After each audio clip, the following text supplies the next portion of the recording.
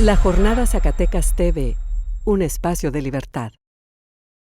El objetivo de esta presentación es dar lo que en su momento yo iba a dar en la comparecencia y que al final de cuentas es importante que el pueblo de Zacatecas conozca. Partimos del marco macroeconómico, donde al final de cuentas, como ustedes lo saben, siempre la dependencia que tenemos de más del 91% de los ingresos federales hace que de una u otra forma nosotros veamos cómo el gobierno federal espera la parte económica y los indicadores que al final de cuentas tienen repercusiones en las estimaciones que nosotros de manera responsable tengamos que hacer.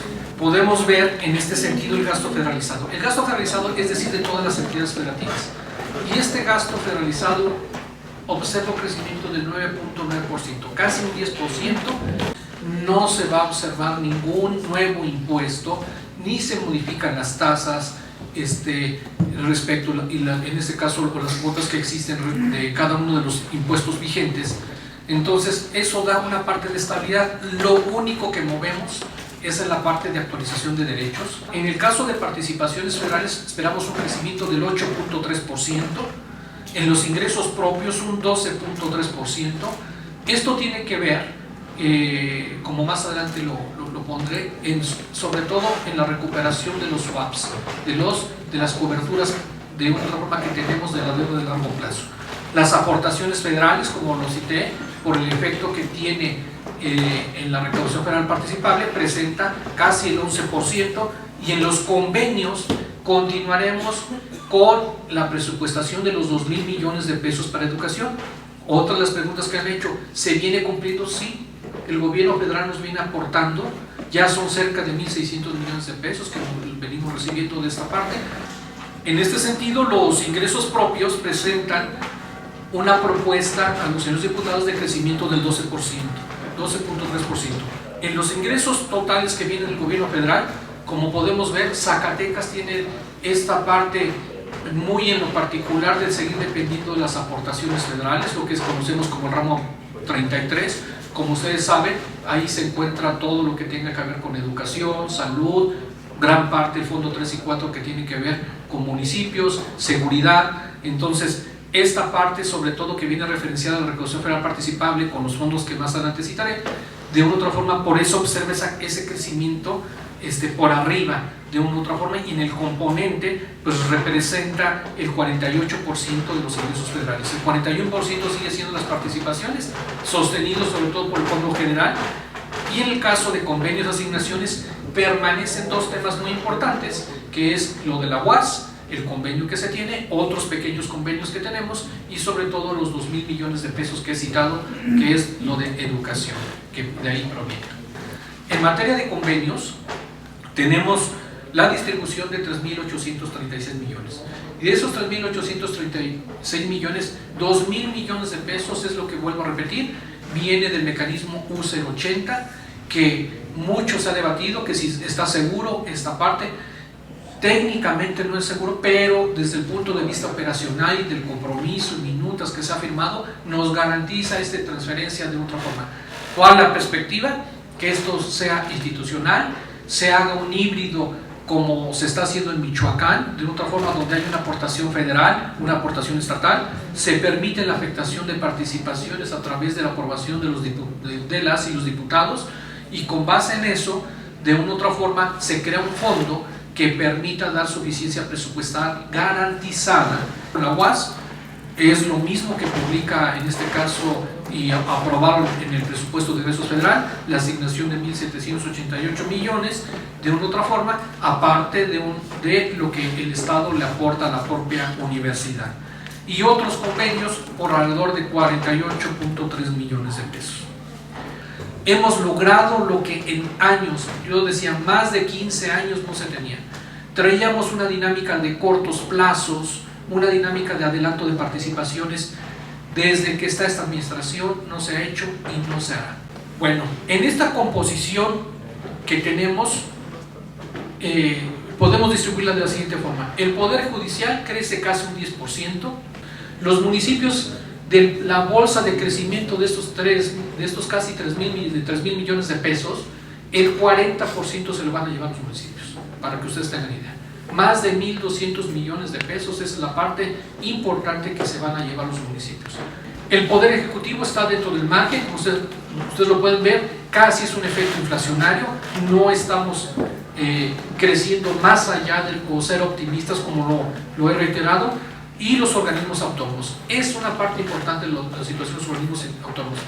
Entonces, no hay ente autónomo que no tenga un incremento, que no tenga un crecimiento y que esté respaldado por lo menos la sustentabilidad financiera para efecto de su operatividad.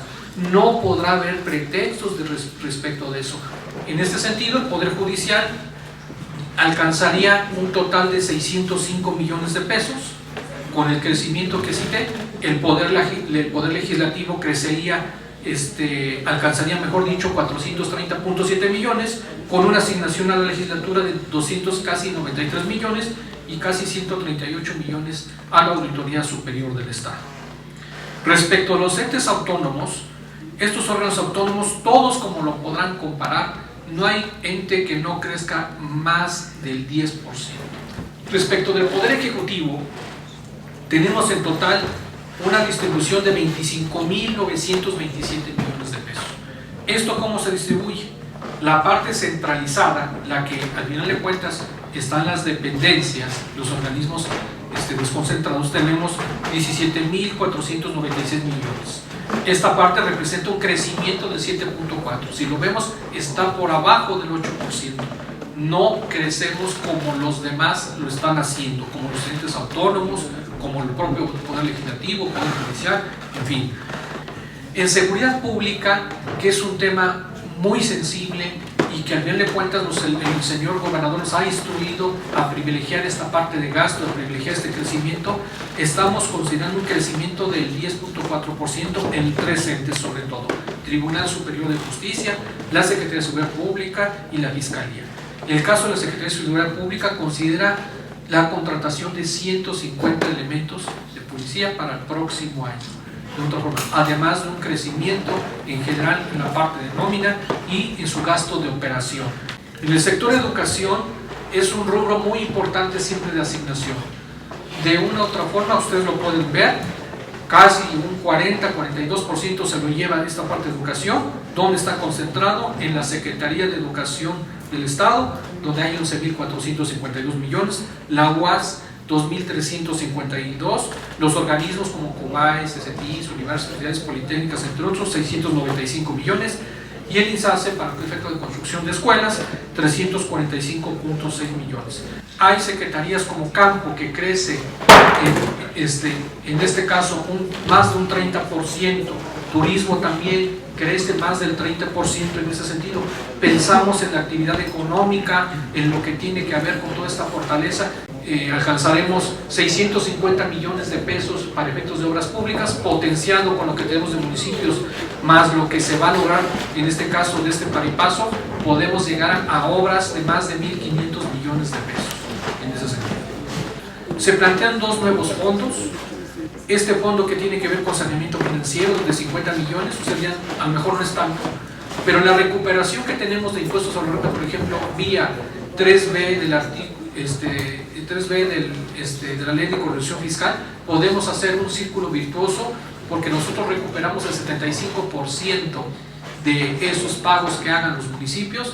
En total, este crecimiento, si lo globalizamos, nos da un 22%, y como lo dije, el 40% del crecimiento del presupuesto 2023 proyectado contra lo aprobado de una u otra forma en 2022, nos da, de esos 3.000 millones, 40% se va a destinar a los municipios.